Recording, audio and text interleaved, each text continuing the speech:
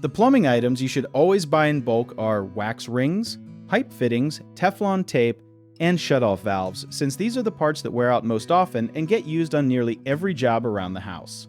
Think of your home like a body with pipes as veins, and small parts like wax rings and washers are like little seals that keep everything from leaking. A wax ring sits under your toilet and it breaks down over time, so if you buy several at once, you will not have to make a trip to the store every single time a toilet starts wobbling or leaking. Teflon tape, the white tape plumbers wrap around threads, is used constantly because almost every connection needs it to prevent drips, and it is so cheap that buying a handful of rolls saves you time later.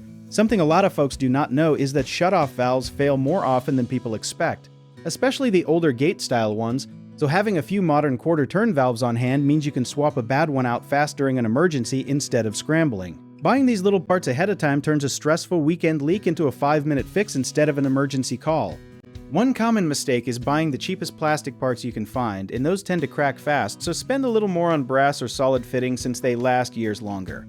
Another mistake is not matching pipe sizes correctly, which causes leaks even after a repair, so always double check the measurement twisted onto the old part before buying a replacement. A lot of people also forget that rubber washers dry out even sitting in a drawer unused, so replace your stockpile every couple of years to keep them flexible and reliable.